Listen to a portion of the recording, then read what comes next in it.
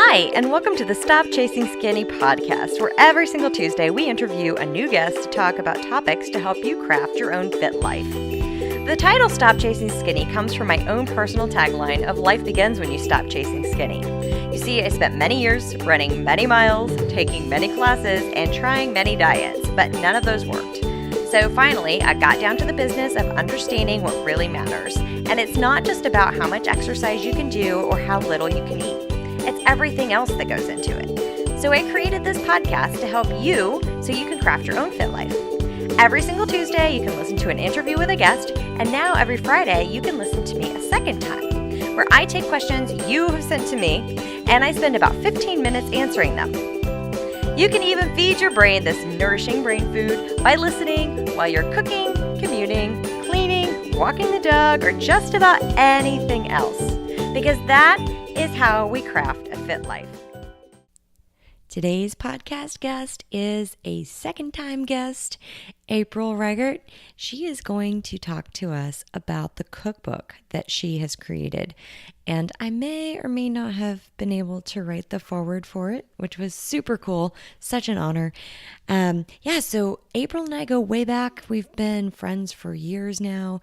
We've worked with some of the same clients. She's been sharing her recipes with myself and my clients for years. So I feel like when I look at the cookbook, I recognize a lot of these recipes because she's been collecting them for years now. It's not just a cookbook either. So we're going to get into all of the reasons behind why cooking is important to know how to do. I know in today's society, it's super easy just to order it, but there's something very special about being able to cook. So we're going to get into all of that. I'm super excited to have her here for a second time.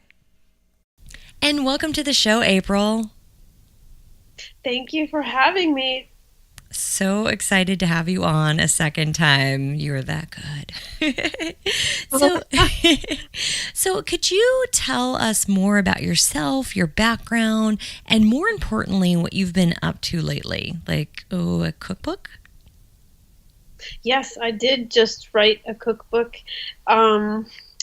It's been a departure for me. I went to the Institute of Integrated Nutrition about 4 years ago to become a holistic health coach. I went to school and graduate school in fine arts. So it is a departure becoming a health coach from being an artist. Sort of. Everything can be an art. But I've always been on the health journey. Even when I was in college, when I was 18 years old, my first job was in a healthy kitchen, making healthy food. And I remember my professor saying, it doesn't make any sense. You should be getting a job in your field. And I don't know, I just liked exploring other things that I was good at and enjoyed. And so it just kind of, I kept that other life from there. And the more I've learned about health and the more I've watched people around me struggle, I've really developed just this natural desire to help people solve their problems through diet and lifestyle, because I've had to overcome some of my own hurdles with eating disorder and things like that. And I've learned a lot, and I learned a lot with my nutrition schooling, and I just want to show other people that they can get there too. And that's sort of how I ended up writing a book, which I published in June. And so that's what's going on now. That's super cool. It's just awesome. And I love how you have always had it in the back of your mind, and now it really is a work of passion. It's your pursuit of real happiness and really giving back to people. And, we've known each other for years now, and have always seen you doing that with anybody that, even just random people, that is, they're looking for a little bit of advice on this or that. You really take the time to really help your clients, and that shows in everything that you do. So now this cookbook, I had the pleasure of trying your recipes for, like I said, years. And when I heard you were putting one together, I thought, oh my gosh, this is so exciting. It's going to be all in one place. So I wanted to ask you, what inspired you to write this cookbook? Aside from you've been creating these delicious recipes for years now. It's really a culmination of everything going on in my life. So firstly, what we were just talking about, my passion for, and I hate to keep saying it, my passion, it sounds cliche, but it's really true. Your passion is that thing that just pours out of you, no matter how you falsely try to redirect yourself. It's something that will always keep coming up for you, and it just feels natural. So it's really nice when you just follow your own compass and point yourself into like probably like health does for you too. You just naturally want to help people accomplish these things for themselves. So it's bringing that together, mixed with I have a 6-year-old son now, mixed with the challenges of being a parent.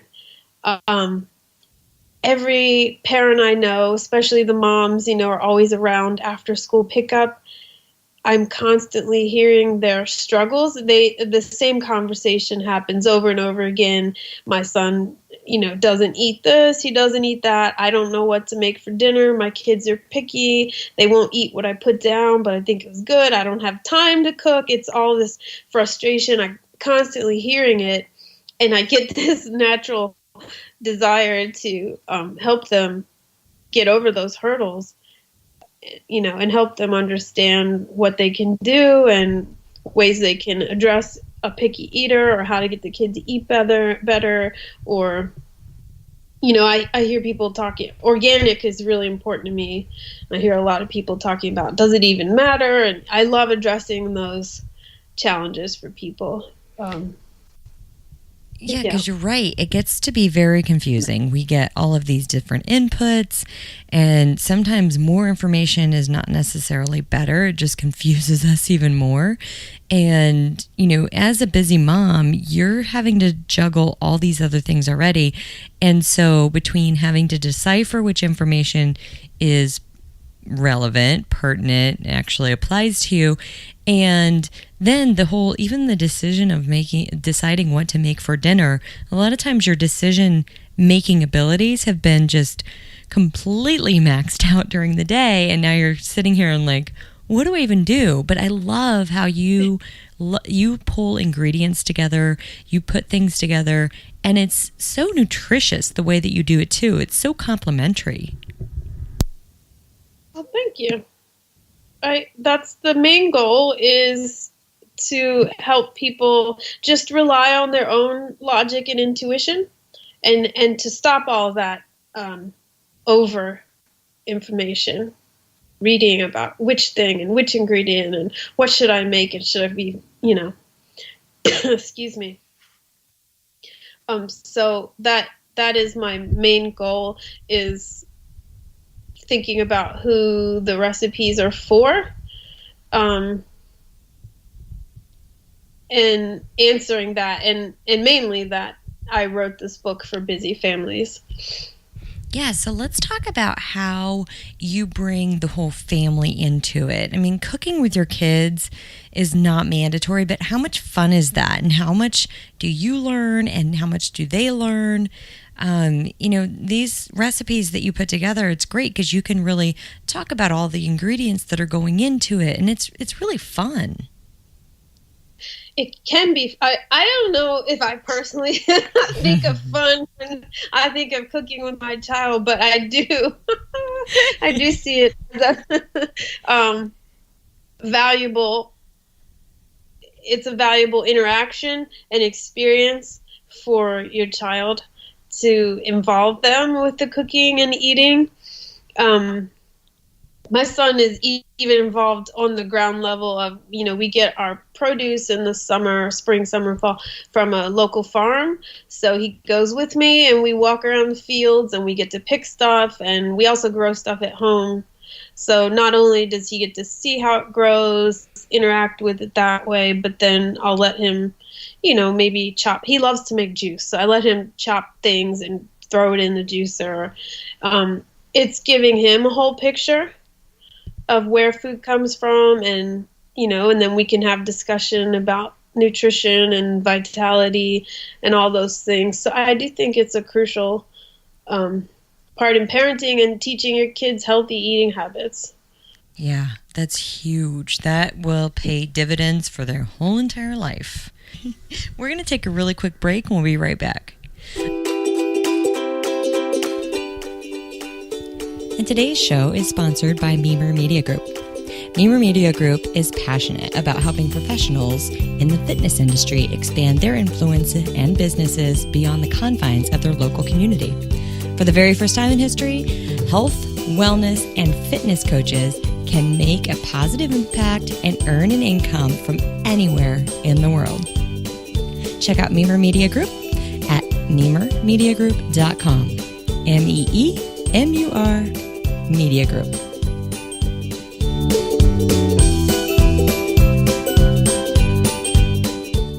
So welcome back.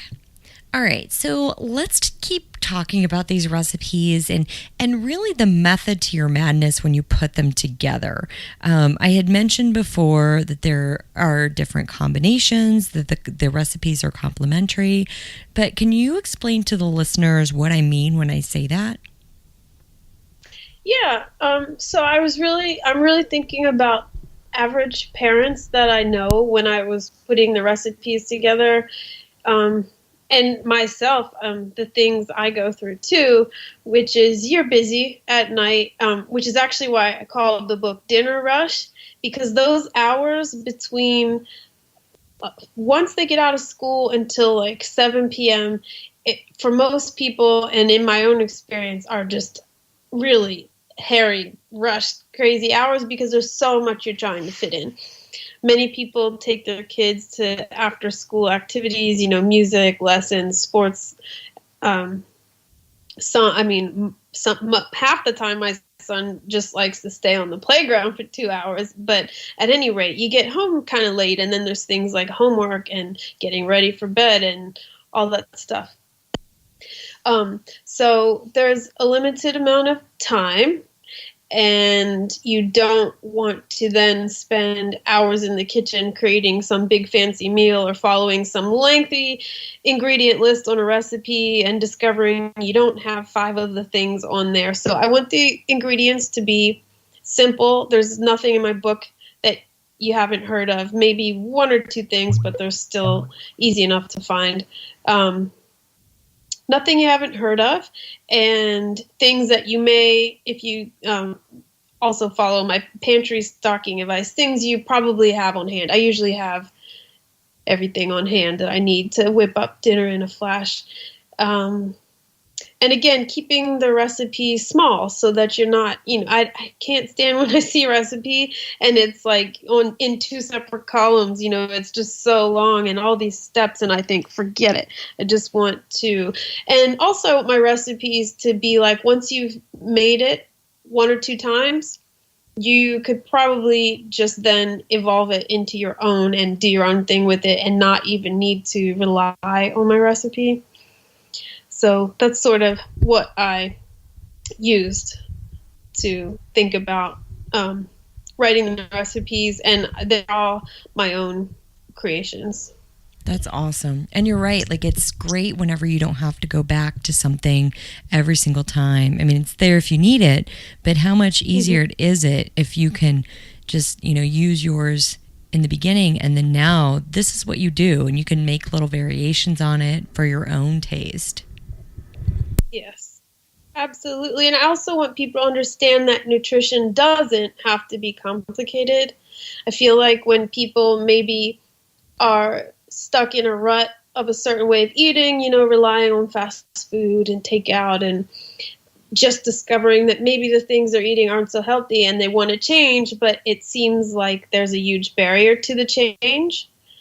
I don't know what to do and I don't know what ingredients, and I just want to remove the barrier from people thinking that it's unattainable or it's too hard or it's too expensive, and teach them things like, if you have broccoli and rice and eggs at home, you can make a dinner that is acceptable, nutritious, fast, and tastes good. You don't need a lot of fancy things. So that I want to bust that myth too, that, organic's going to break the bank for you or anything like that. Oh, that's such a good point. And I love that you just broke it down to basically like 3 ingredients that almost everybody has. And then you just, because I think for me, I just visually pictured whipping that up, throwing it in the oven, and then like moving on to something else and coming back when it's done.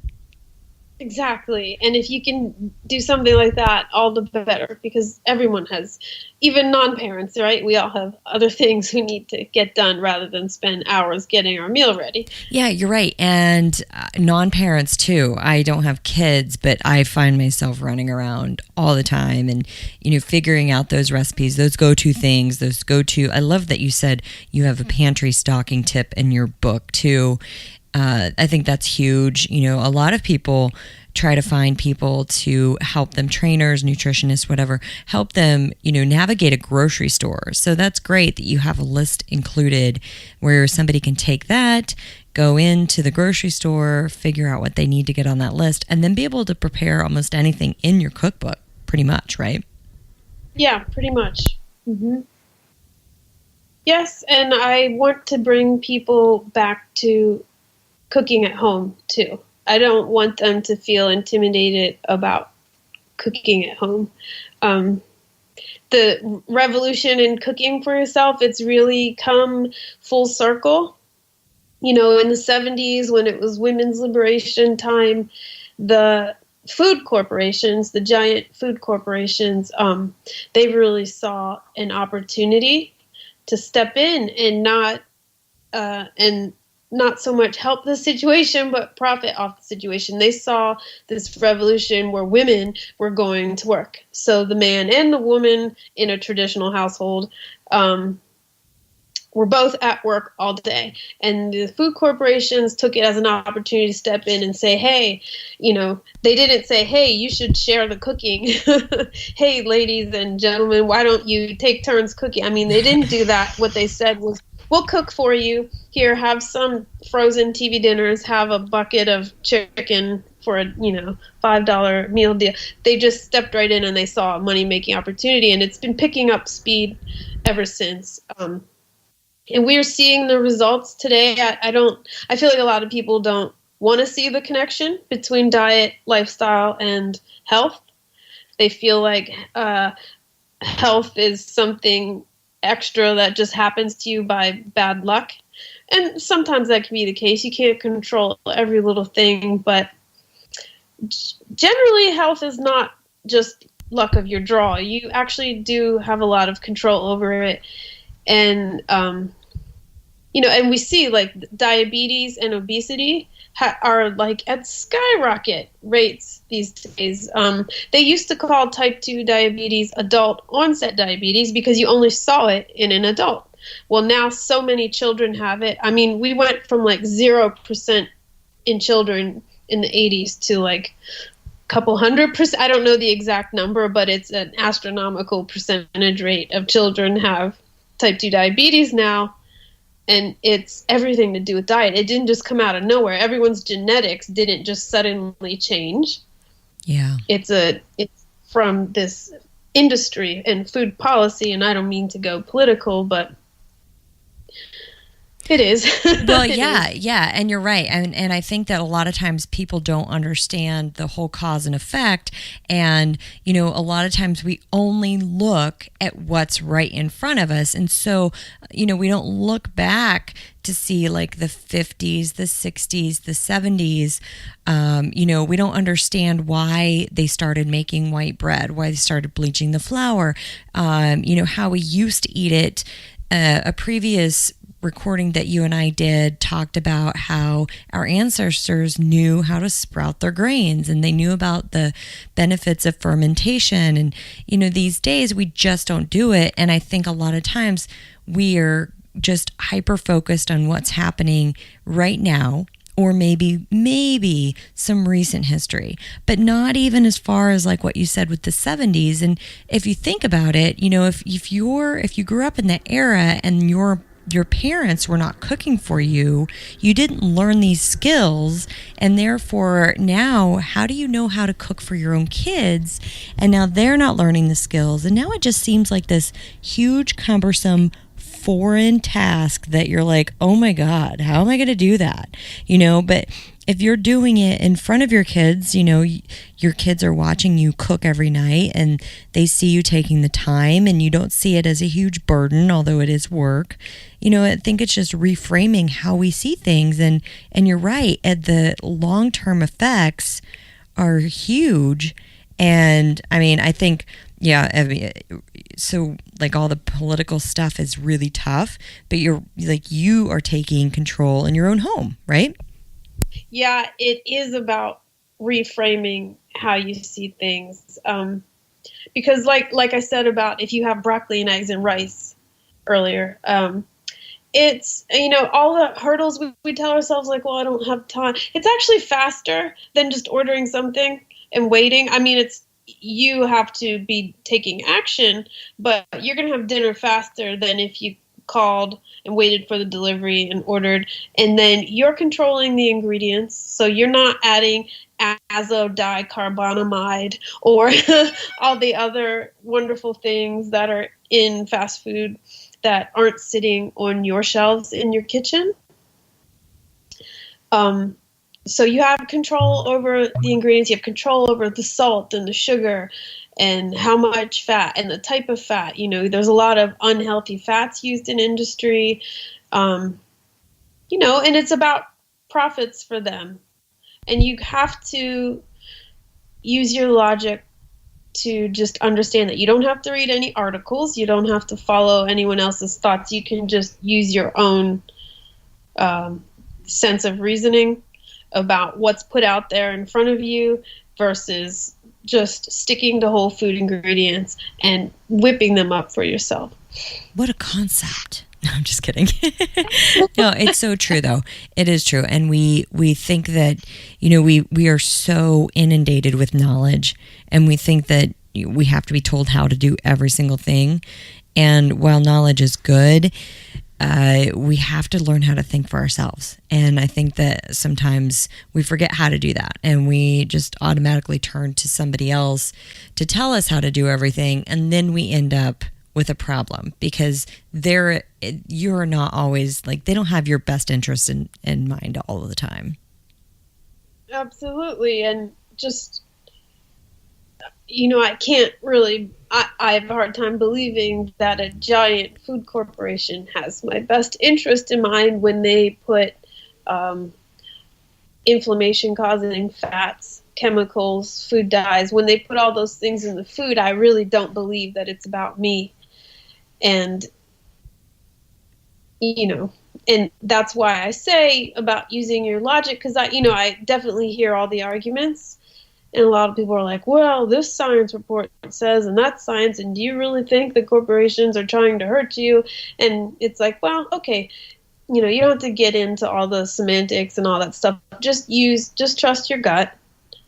And what do you think? Do you think the broccoli and the eggs are better, or do you think the McDonald's burger with azodicarbonamide and the myriad of other things it has in it? Which one do you just what do you think? What do you think? Well, I think we have to take another quick break, and we'll be right back. Did you know that SK Fit Life has a men's coaching program? Well, we do. And we will get you or your guy into and out of his workout within 45 minutes. Start building muscle, start blasting fat with me, Stephanie, and we've brought on a new coach, Coach Steve. You can find all of that information right on the website under the men's training program. And welcome back. So back to all of this stuff, kind of reprogramming what our thought process is. I love that you said it actually takes less time for you to prepare the stuff than it does to order it and wait for it to come. And I think that if you have recipes like the ones that you've created, you've put together a shopping list, it's so much easier to turn to that and just take care of dinner than it is to sit around and think, oh, what do we want? Let's order it. Now let's wait for it and let's deal with the effects of it. And the emotion that comes with that too, that lack of, I hear parents doing that on the playground too. They start going, oh, I don't know what's for dinner. Do you think, and they kind of casually ask as if they're not asking for help, but I think they are asking for help. Should I order pizza? Do you think I should just call, what should I? And the struggle that's coming with that, and then the mental, so then they order a pizza, and that was a struggle to decide to do it, and then they're feeling kind of badly about it afterwards, like, oh, I know I probably should have fed something more nutritious to my kids. So then they're like in this emotional cycle where they're beating up on themselves for doing it, and they're kind of taking away their own power. They're giving it away. That's good. Instead of just owning, like, okay, I am in charge of my family's health, my kids' health, and this is what I want to be feeding them. So set yourself up so that you're going to feed them that. I don't cook every night, but I often will cook things in double or even triple batches so that it's there for when I'm feeling lazy. Yeah. Like a big pot of chili or a big pot of soup, and then maybe a homemade bread. Just having those things there, and you can stick them in the freezer so that, the nights you just don't feel like cooking, you can still have something nutritious that's sort of ready to go and feel empowered, and not be later that night thinking, oh, what have my kids eaten? Are they healthy enough? Am I giving them the rights? You are in control of what you're eating and what they're eating, and you don't have to give that power away. And that's my biggest thing I want people to understand. It takes a little work to, change your habits if you're not in the habit of doing that. No lie about that. It can be challenging and takes work, and it can take some planning. But it is worth it in the end, because like you mentioned, giving your kids lifelong healthy eating habits is really important. I can never prove to anyone how many times they don't go to the doctor, but it can save you a lot of hassle. And to think about your kids then going, if you think about your own experience growing up and what you brought with you, what food practices you've brought with food. We all have emotion attached with food. A lot of times people eat junky food or fast food because there's a lot of emotion attached to it. And the whole spectrum, people who eat too much, people who don't eat enough, people who are very controlling, a lot of times it's in an effort to not feel feelings you don't want to feel, or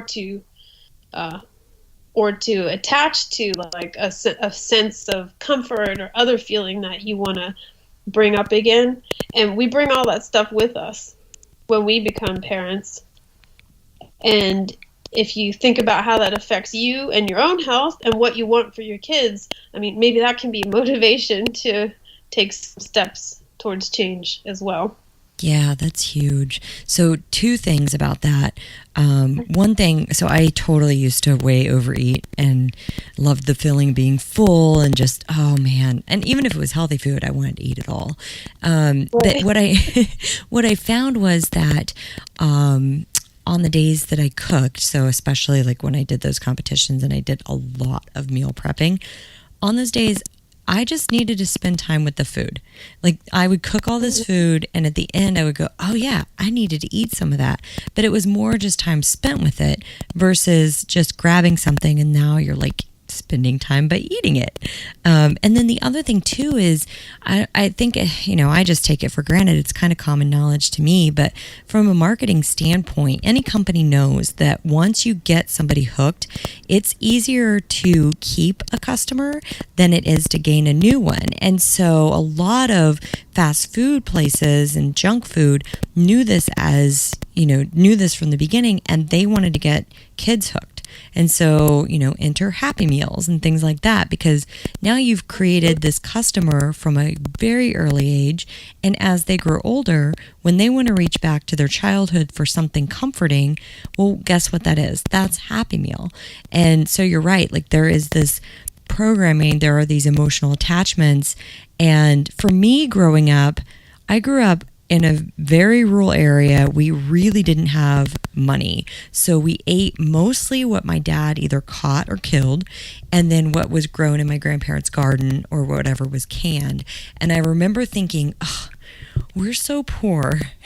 I feel so upset and so deprived because we can't afford Doritos or like fruit roll-ups. Like, we couldn't afford the junky food. Unfortunately, nowadays it's the cheap stuff to get. But, I never reached back to that for comfort because it wasn't there for me as a kid. So those are great points. Lucky you. I know, right? Well, at the time, I did not think lucky. I was like, oh, this sucks. Of course. Yeah. Yeah, totally. I was recently comparing a picture for people on social media. I have this book that I absolutely love. It's called Hungry Planet. And so this photographer went around the world documenting what families eat in a week in different cultures. So it would be a picture of a family in front of a table, and on the table is everything they consume for that week. And I put a picture side by side of a average, like a Guatemalan family, not wealthy. They weren't impoverished, but they weren't wealthy. So there was a Guatemalan family, like just a hardworking, low-income family, and then side by side with an American family in North Carolina of average means. And obviously, who had the better food? It was the people that you would see as less well off. Their table was spread with carrots and gourds and green beans and leafy greens and potatoes, onions, beans, rice, just all whole. They were farmers, and it had like some whole chickens and eggs, just real whole good food. And the North Carolina family of more affluence, you would say, had tables full of pizza, soda, Pepsi. So their childhood association with soda was Pepsi. Bags of chips, boxes of juice, just awful, an overabundance of awful and unhealthy foods. And I thought, isn't this amazing that today being wealthy often means being unhealthy too. It's like the overabundance leaves us with all these. It's almost like it's